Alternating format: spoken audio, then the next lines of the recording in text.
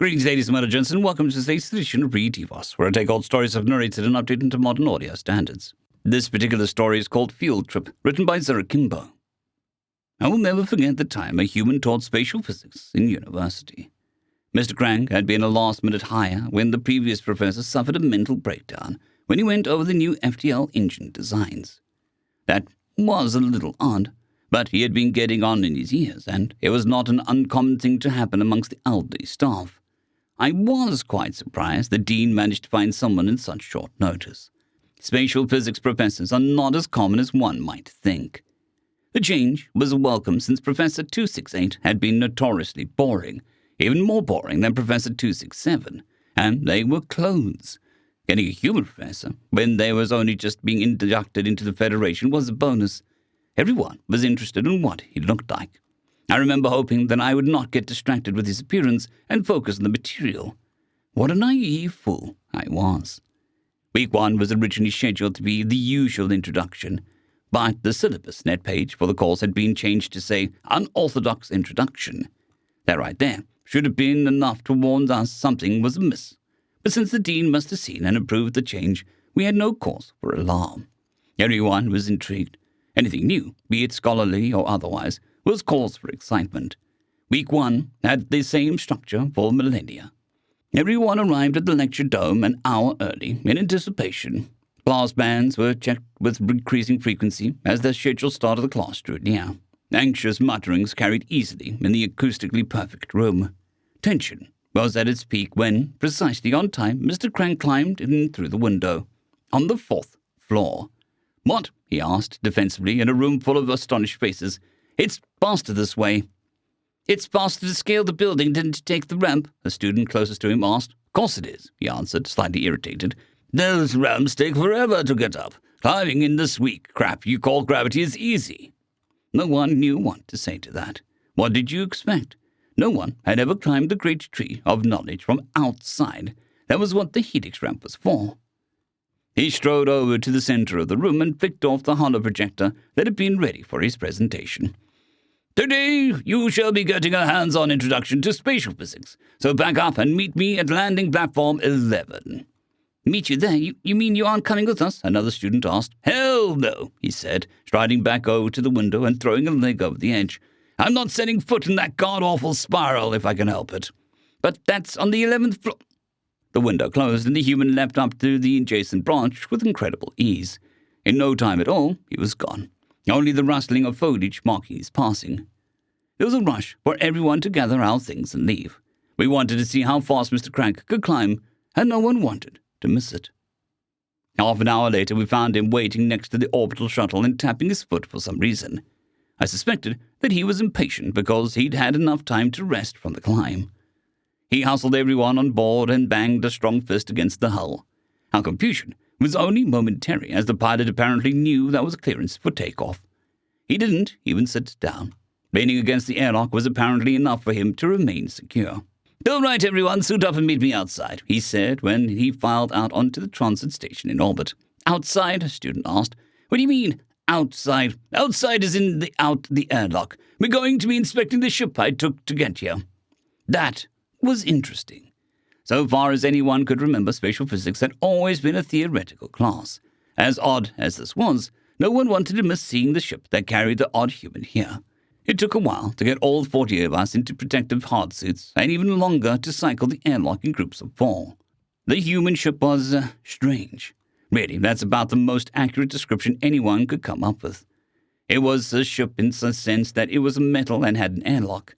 Beyond that, it looked like half oval with an elongated nose and 3 white fins just before the back end. No engine pontoons, no warp spines, no grand multi-deck frame, and no wide observation cluster for curious passengers. Nothing at all like the standard Federation ship design of any sort. The best that could be said was that it was half a ship. Mr. Crank had us engage our magnetic boots and walked over the surface of the hull to get a feel for her, whatever that meant. He was so excited to get to the engine and actually disengaged his mag boots to leap off the hull without a tether and onto the dorsifin just to get there faster. I was certain that if sticking to the hull was not absolutely essential, he would be bouncing up and down on the engine manifold. This was alarming for two reasons. One, standing, let alone bouncing on an FTL engine is universally a bad thing. Two, it was a simple concave half-sphere with a small hole in the center. Just looking at the alien construct provoked a deep sense of unease. Where were the field-focusing rings? How was the ship supposed to maintain structural integrity without the stabilizer module? This thing looked like an engine bell for a reaction drive. Who even uses those? "This is it," he exclaimed proudly. "This is the engine I designed and built with my own two hands. Apparently it's nothing like the Federation uses, so this is going to be an interesting class indeed." "Mr. Crank," someone asked, "what do you mean it's nothing like what we use? FTL engines have been standard for a millennia." "Standard is boring," he admonished. "Space is supposed to be exciting, a place of limitless potential. I was so badly disappointed to see such a horrible lack of imagination that I just had to build it. You need something to reignite that spark of creativity. Besides, my engine is twice as fast as the Federation-approved standard FTL tech." That floored us. Twice as fast. Unbelievable. "How is that even possible?" someone asked. Mr. Crank scratched his helmet for some reason. That's a bit tricky to explain in this lecture, which is why we're here. You really have to experience it to understand it. Feeling it happen doesn't come across in the equations. So, when you say hands-on, what you really mean is..." Mr. Crank gave us a happy grin. "Yep, we're going to take this baby out for a spin." "Hey, Arnold," he said, banging his gloved fist on the hull. "Hit it." Throughout all of this ridiculousness, none of us had noticed the ship had detached from the station and drifted clear of it. He felt a rumble through his feet as unknown processes began to exert their power on the ship. Before panic really set in, we jumped. I say jumped because that's what it felt like. The entire ship leapt beneath us. One minute we were in the black void of space, the next we were somewhere else. All around us was a blue, faintly glowing barrier, and outside of that thin barrier was chaos. The fiery tempest that raged outside our thin shield fit the name perfectly. It was as if the universe was furious at us for daring to break the rules and trying its absolute hardest to kill us all. The longer we traveled, the more ferocious it became, until the barrier began to bulge inwards from the aft and flames shot up around us. Cries of terror came from everyone as the chaos of nature came closer to rectifying this abomination of a ship and killing all the blasphemous idiots stupid enough to be on it. "Beautiful, isn't it?" Mr. Crank shouted over us, apparently admiring the impending doom. "Right now we're plowing through a dimension that is, at best I can tell, comprised entirely out of antimatter. The ship releases ground-up bits of slag and shapes the shockwave of annihilating matter behind us to push the ship forward, cheap and efficient. You can get from one end of the galaxy to the other with a few kilos of slag dust, no problem." "And that shield is all that separates us from the total destruction," I screamed. "You got it," he said happily. "But don't worry about it failing. Our electromagnetic field projector is super awesome. That bulging means that we're on top speed now." Super awesome. That's how he described the only thing keeping us alive. "Trust me, I am an engineer." As an engineer, that was not reassuring. Now I understood what had happened. Professor 268 must have looked at the design of this engine and gone mad at the fact that anyone would even think of such an insane concept, let alone build one. The dean probably saw the document that he was receiving as proof enough that this crazy human knew what he was about. That was how a replacement was found so quickly. Brand new form of FTL engine twice as fast as standard. What tremendous prestige the inventor would bring to the university if he were to teach. Gods. The bane of every serious branch of engineering is the administrator who doesn't understand the basics. This madness could have been avoided before anyone tempted fate. I hadn't noticed until now, but my vision had been getting increasingly stroboscopic. I had taken the pulsing light to be the regular explosions hurling us forward. Now everything was throbbing. I felt the titanic power of, I assumed, the external combustion engine in my bones. "You may be experiencing some matter turbulence at the moment," Mr. Crank said in what I'm sure he thought was a reassuring tone. "That's completely normal and harmless so long as you don't move around too fast. Otherwise you get an uncomfortable case of space sickness. Please keep your limbs at your sides and remain in an upright position for the remainder of the flight." Actually, that was pretty reassuring. "Oh, I forgot to mention," he added, "don't worry about the radiation. I'm pretty sure it's been fixed." He must have seen our horrified expression, so he hastily added, "I mean, I had the shields tuned so that you won't get blinded by the gamma radiation reflecting off them. The opacity was off by 4.61% a few days ago. You wouldn't believe the headache that gave me." By this point, all of us were frozen in terror and fervently wishing it would be over soon. Many of us were prepared to go straight to the dean and demand, before her resignation, that is, that Mr. Crank be arrested or something. No one would ever use such a ludicrously dangerous engine, no matter how fast it went. Federation FTL drives have been the safe standard for thousands of years, and I'd be damned if I didn't make sure it stayed that way. Proven technology and methods had absolutely no need whatsoever to change if they worked perfectly. I couldn't wait to set foot in solid ground again and spend the rest of my life safely on the comfort of my home world. As crazy as Mr. Crank seemed, he probably took into account our stress levels because we dropped out of chaos and back into the relative comfort of the black void of real space. I was so relieved to be home that the plummeting sensation of dropping was reduced to a tugging sensation in my stomach. I was just jarring lurch backwards that drove the air from my lungs and threatened to yank my eyeballs out of my skull. As soon as we had our breath back, all of us began shouting at Mr. Crank. At first, we didn't notice that we had stopped near a particularly beautiful gas giant and a moon in the early stages of being colonized. Here, the human's energetic self became somber almost immediately. He stared at the spectacular view of the giant's rings in the background and the colony in the fore. He seemed melancholy at the sight. The change was so striking that our protest faltered and died. He was about to say something, hesitated for a second, then spoke over the group channel. I'm not sure that you would understand the multitude of fascinating alien things my species imagined in those thousands of years we spent looking to the heavens. My ancestors started off as nomadic tribes and spread across the world on foot. They were fascinated by the stars, creating myths and legends of origins, gods and warriors.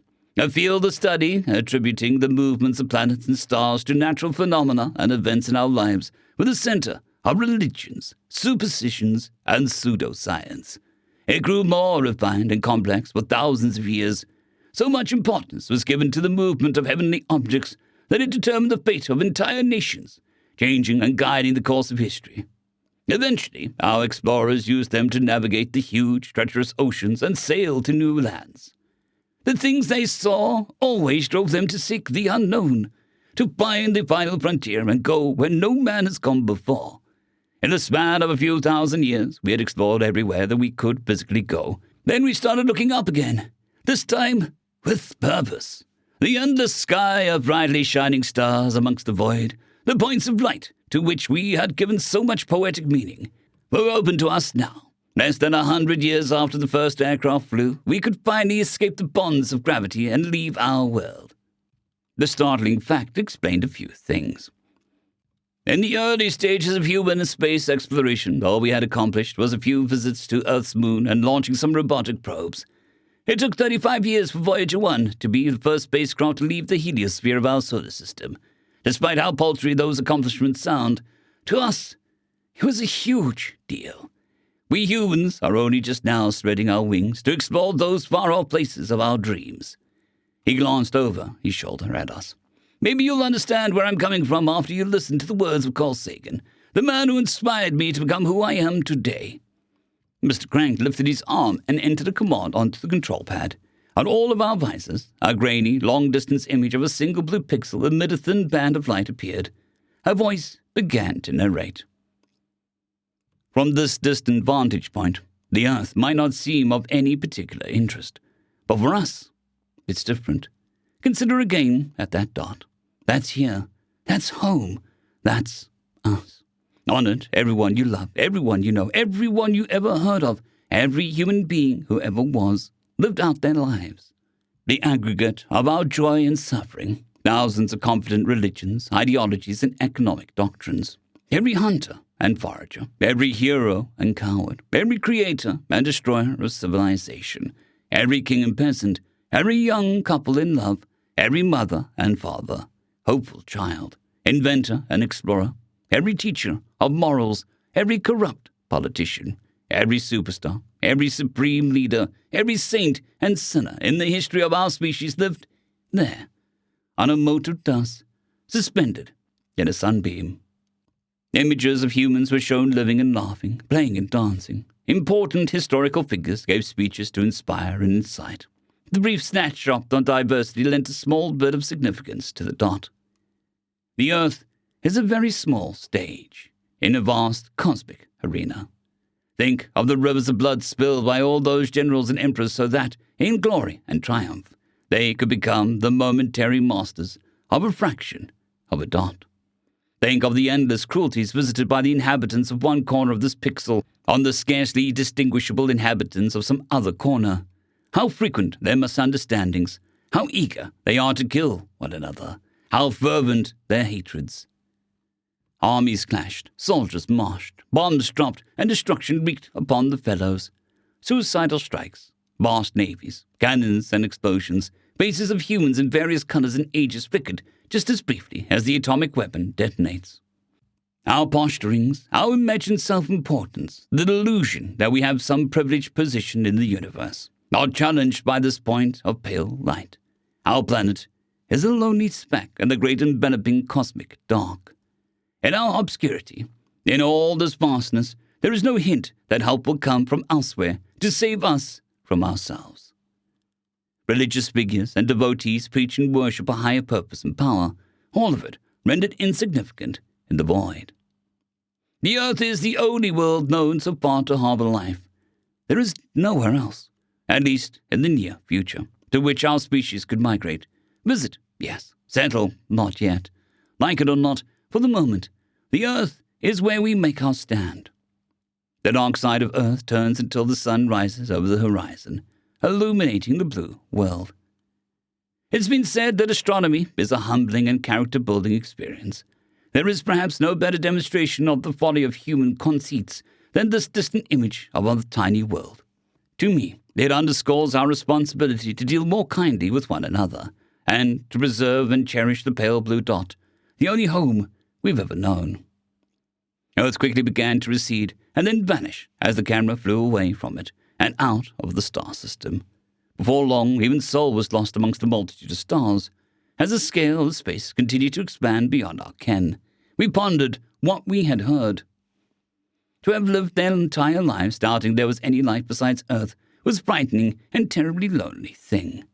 It was no wonder they fought so violently between themselves. There was only so much space for them to share, and a diverse species like humans were bound to have conflicting ideologies. To reach a point where knowledge and the universe becomes widespread and technology to search for others that lived in it only to find nothing. That sad, bleak prospect must have given the loneliness and isolation felt when contemplating the distances between stars an even greater magnitude.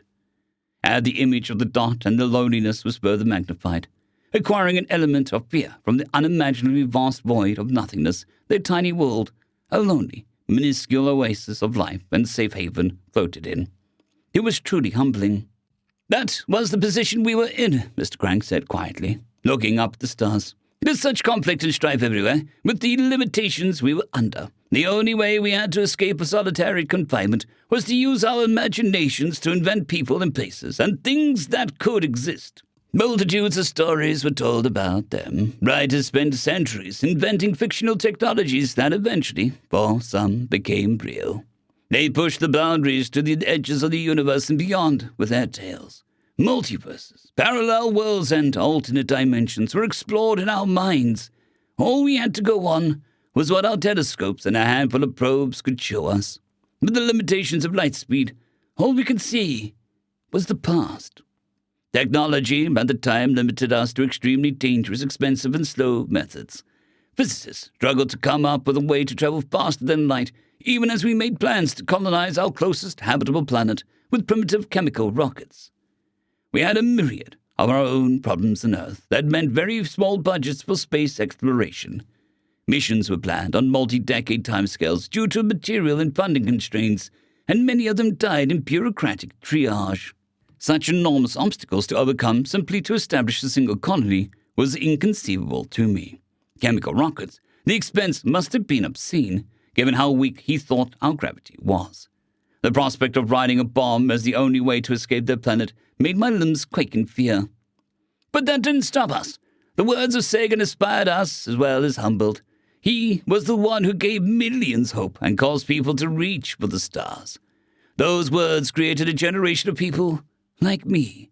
They fueled our desires to travel into the great unknown and sate our curiosity. Limitless imagination was our lure. We would always be looking for what mysterious marvels we thought might be out there. And you, he lowered his gaze to the ship he stood on and shook his head in disappointment, hands on his hips. You have long since lost the sense of wonder and curiosity that your forefathers had when they first traveled the stars. When I saw how stagnant the Federation had become, how lackluster your general view of the universe is, how distant you were from your roots, I knew I had to do something drastic. That is why I built my engine.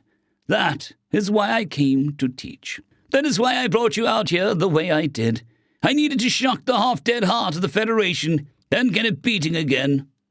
If you still do not understand, listen carefully to the words that fed our insatiable curiosity, he said, tapping on the display once more. Try and put yourselves in our place.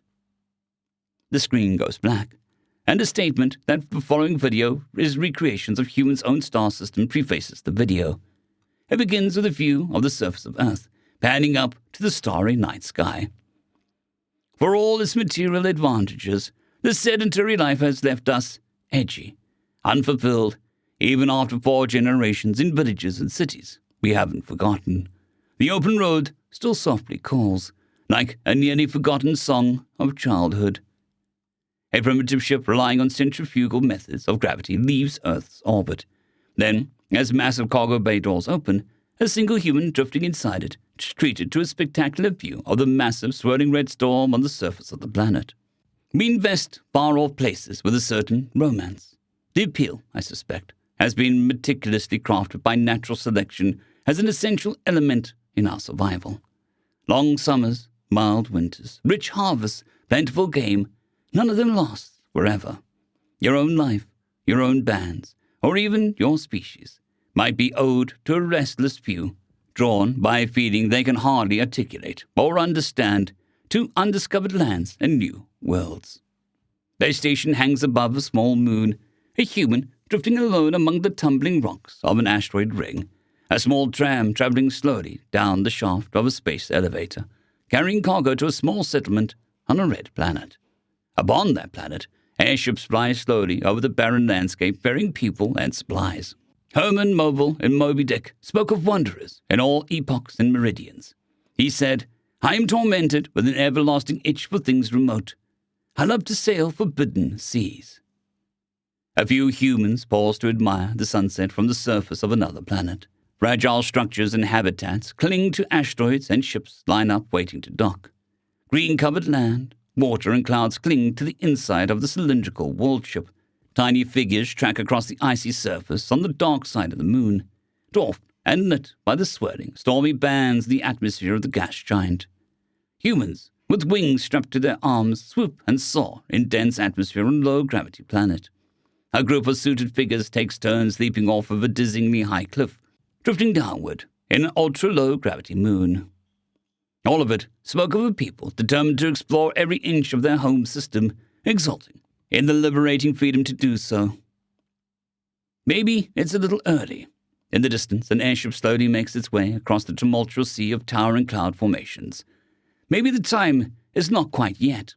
Dominating the sky behind it are the sunlit rings of the gas giant.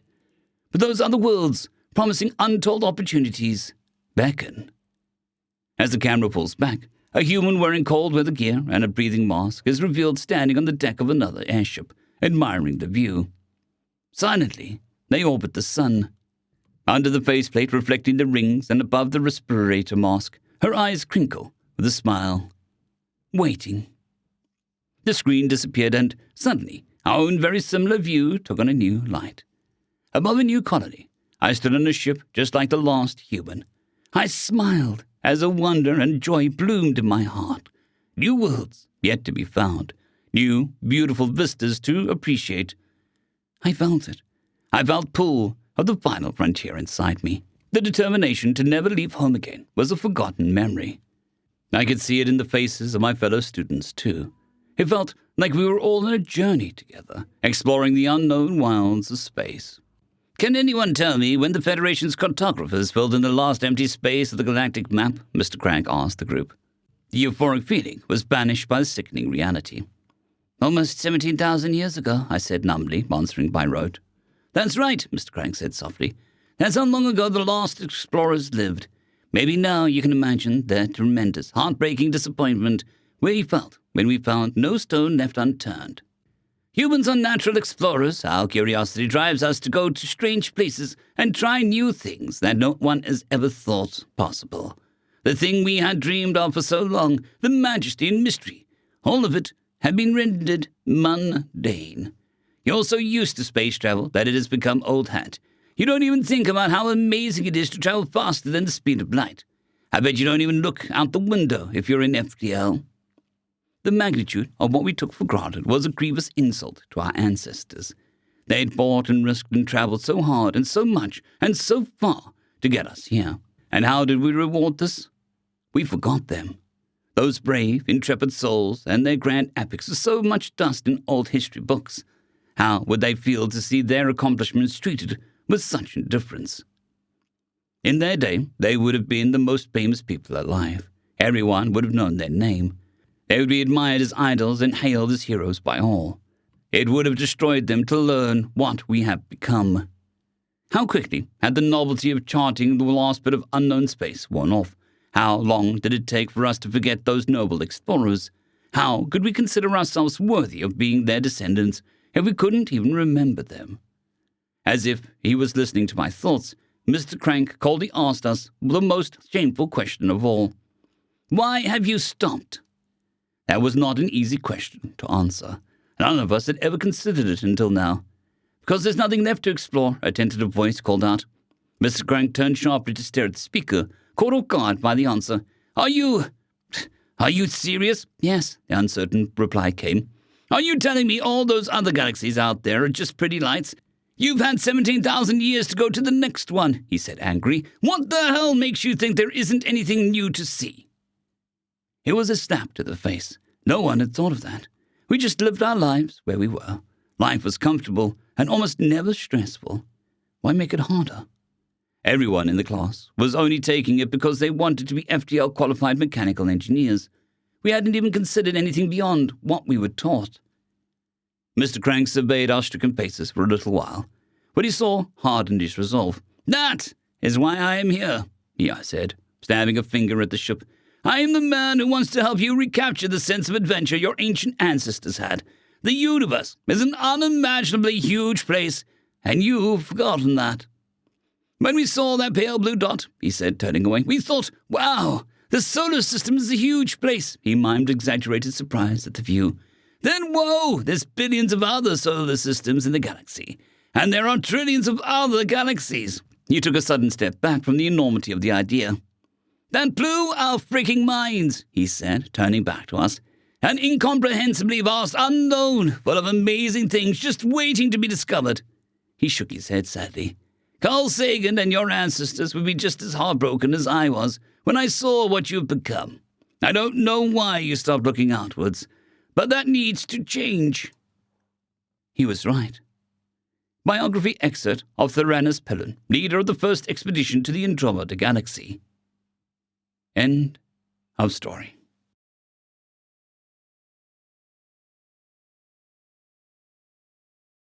I'd greatly like to thank our Tier 5 channel members, Casper Arnholt, John Creighton, Manatharia, 050, Dragzoon WRE, and Elijah Silvercross. Thank you very much.